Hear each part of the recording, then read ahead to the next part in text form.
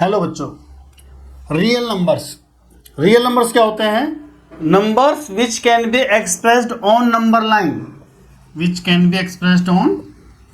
Number line are called real numbers. What is number line? ये हमने एक number line ली है. सपोज करो हमें इस पर √2, इसको ये जो कि एक इरेशनल नंबर है, हमें इस पर √2 शो करना है. तो हम क्या करेंगे, हम ये वाली लाइन लेंगे 1 सेंटीमीटर और उस पर एक परपेंडिकुलर ड्रॉ कर देंगे और उसको भी एक काटेंगे. तो ये भी एक आपका, ये भी एक, और ये हो गया आपका पाइथागोरस थ्योरम से √2 वर्गमूल 2. आप इतना कंपास लीजिए, इतना खोलिए और ऐसे आर्क लगा दीजिए. तो ये आपका हो गया यहां से यहां तक, ये हो गया आपका √2. ये हो गया आपका √2. तो मेरा कहने का मतलब ये है कि √2, √3, √4 सभी को हम नंबर लाइन पे दिखा सकते हैं. और रेशनल इरेशनल तो आप, और रेशनल्स को तो आप देख ही रहे हो, 1 2 3 4 -1 -2 इंटीजर सभी आ जाएंगे इसमें. तो हमारे रियल नंबर्स होते हैं ऑल रेशनल्स प्लस और इरेशनल्स. हमारे सारे इरेशनल नंबर मिलकर नंबर लाइन पे आ जाएंगे, उनको हम बोलते हैं रियल नंबर्स. तो जब रियल नंबर्स है तो इमेजिनरी भी कुछ होता होगा. हाँ जी, अगर आपके स्क्वायर रूट के अंदर माइनस की क्वांटिटी आ जाती है, -√1, √-2, √-3, that will be called imaginary numbers. उनको हम इमेजिनरी बोलते हैं क्योंकि इनको हम नंबर लाइन पर नहीं दिखा सकते.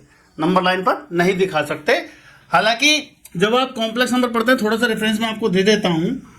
इसको बोलते हैं हम एक्स एक्सिस को रियल एक्सिस. कॉम्प्लेक्स नंबर पढ़ेंगे आप, इसको वाई एक्सिस को बोलते हैं इमेजिनरी एक्सिस.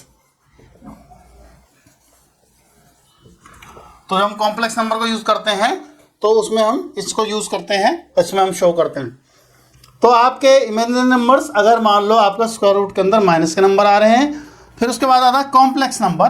कॉम्प्लेक्स नंबर्स में अगर हम रियल और इमेजिनरी दोनों को लें, जैसे 3 + 4 आयोटा का मतलब होता है √-1, 3 + 4 आयोटा, तो इसको हम बोलेंगे कॉम्प्लेक्स नंबर. इसमें एक रियल पार्ट होता है और एक इमेजिनरी पार्ट होता है.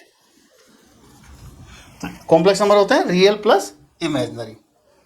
अब हम आगे देखते हैं इवन नंबर्स, यानी कि सम संख्याएं. सम संख्याएं वो संख्याएं जो 2 से भाग जाती हैं, वो नंबर्स जो 2 से डिविजिबल हैं, 2 से डिवाइड हो जाते हैं. तो 2, 4, 6, 8, 10, 12, यानी कि अप टू सो ऑन. जो numbers which are divided by 2, वो कहलाते हैं आपके इवन नंबर्स. फिर आइए आप ऑड नंबर्स, वो नंबर्स जो 2 से डिवाइड नहीं होते, 1, 3, 5, 7, 9, ये सारे आपके odd numbers which are not divisible by 2, ये आपके ऑड नंबर्स हो गए. फिर आपके वो नंबर्स जो किसी से डिवाइड नहीं होते, अभाज्य संख्याएं, जैसे 2, 3, 5, 7, 11, 13 अप टू सो ऑन. ये आपके हो गए हमारे प्राइम नंबर्स, यानी कि अभाज्य संख्याएं. इसमें हम किसी नंबर को, हमें ये देखना है कि वो अभाज्य है, तो इसका एक मेथड भी है, मैं आपको एग्जांपल लेके बताता हूं.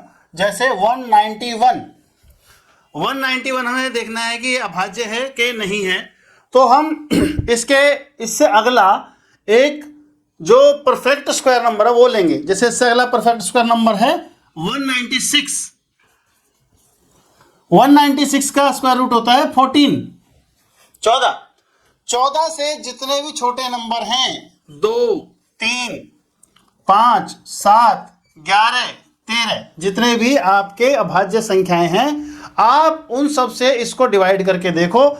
अगर वो किसी से डिवाइड हो जाता है तो वो प्राइम नंबर नहीं है, और अगर वो इन नंबरों से डिवाइड नहीं होता तो वो कहलाएगा अभाज्य है. वो हमारा पता चल जाएगा वो प्राइम नंबर है या अभाज्य संख्या है. तो हम देखते हैं, 2 से डिवाइड करके देखते हैं तो वो नहीं होता, 3 से देखते हैं नहीं होता, 5 से देखते हैं नहीं होता, 7 से देखते हैं नहीं होता, 11 से देखते हैं नहीं होता, 13 से देखते हैं तो भी नहीं होता. तो 191 आपका एक अभाज्य संख्या है.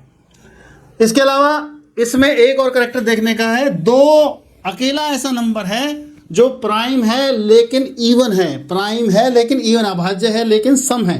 अकेला 2 ऐसा नंबर है, बाकी सारे हमारे ऑड नंबर्स हैं। ये हमें बहुत ध्यान से देखनी है बात, कई बार किसी परीक्षा में पूछ लिया जाता है। उसके बाद आते हैं कंपोजिट नंबर, भाज्य संख्याएं।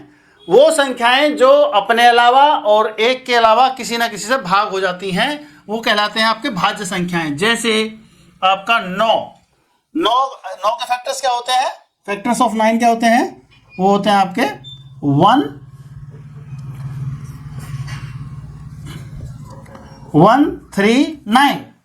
139 जो है आपके 9 के फैक्टर्स हैं, तो ये 9 इसका मतलब एक भाज्य संख्या है। इसके अलावा 15 क्या होता है 3 × 5, तो उसमें 1 के अलावा और 15 के अलावा 3 और 5 भी ऐसे नंबर जो उसको डिवाइड कर देते हैं, तो इनको हम बोलेंगे भाज्य संख्याएं। उसके बाद आता है को प्राइम नंबर, ये बहुत इंपॉर्टेंट कंसेप्ट है। को प्राइम नंबर सहभाज्य संख्याएं, ऐसे नंबर्स का कपल, ऐसे नंबर्स का कपल यानी जोड़ा, ऐसे नंबर्स का पेयर जो वैसे तो डिवाइड हो जाए किसी से लेकिन उनका आपस में कोई कॉमन फैक्टर ना हो। No common factor